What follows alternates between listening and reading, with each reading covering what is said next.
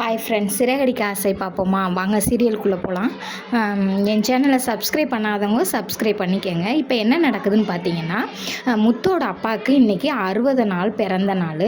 ஆனால் அதை யாருமே ஞாபகத்தில் வச்சுக்கல. ஆனால் முத்து ஒரு ஆளுக்கு மட்டுமே ஞாபகம் இருக்கும். ஆனால் அதை பெருசாக எடுக்காமல் எல்லாருமே அவங்கவுங்க வேலையை பார்த்துக்கிட்டு இருப்பாங்க.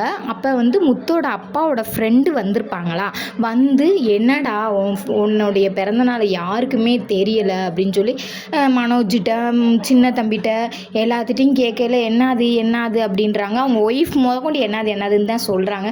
கடைசியில் பார்த்தீங்கன்னா முத்து ஒரு ஆளுக்கு தெரிஞ்சு முத்து தெரியாத மாதிரி போயிட்டு மீனாவை கூட்டிகிட்டு வந்து பழம் பூ ட்ரெஸ்ஸு மாலை எல்லாம் வாங்கிட்டு வந்து 2 பேத்தையும் போட விட்டு 2 பேத்தையும் சேலையும் ட்ரெஸ்ஸையும் மாற்ற சொல்லி எல்லாமே ஃபங்க்ஷன் மாதிரி கொண்டாடுறாங்க. நல்லா இருக்குது, நல்லா சந்தோஷமாக தான் போய்கிட்டு இருக்கையிலே பார்த்தீங்கன்னா ரோஹிணியும் இப்படியே நம்ம சும்மா நுழைஞ்சோம்னா உள்ளே நுழைஞ்சிக்கலாம் அப்படின்னு சொல்லி உள்ளே வர பார்க்குறாங்க.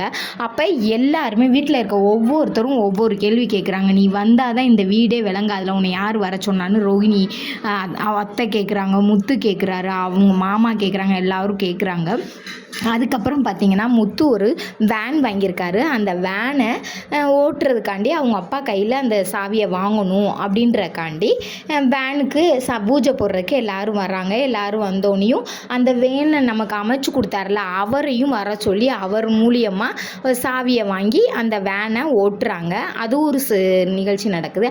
அடுத்து பார்த்திங்கன்னா கொஞ்சம் நேரத்தில் மீனா தங்கச்சி நான் போய் சுற்றிட்டு வரேன்க்கா கோயிலுக்கு அப்படின்னு சொல்லிட்டு கோயிலை சுற்றிக்கிட்டு இருக்காங்க. சுற்றிக்கிட்டு இருக்கையிலே நம்ம நாகமாவை சுற்றிக்கிட்டு இருக்காங்க. சுற்றிக்கிட்டு இருக்கையில் ஒரு பொம்பளை இடிக்கிற மாதிரி தெரியுது. என்னடா இடிக்கிற மாதிரி தெரியுதுன்ட்டு அதை கவனிக்காமல் போயிடுறாங்க.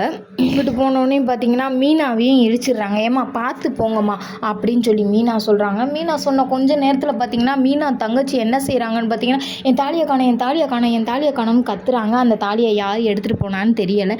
எனக்கு தெரிஞ்சு அந்த சாமியார் மாதிரி தெரியுது. உங்களுக்கு அந்த பொம்பளையெல்லாம் தான் இருந்தால் கமெண்ட் பண்ணுங்கள், பார்க்கலாம்.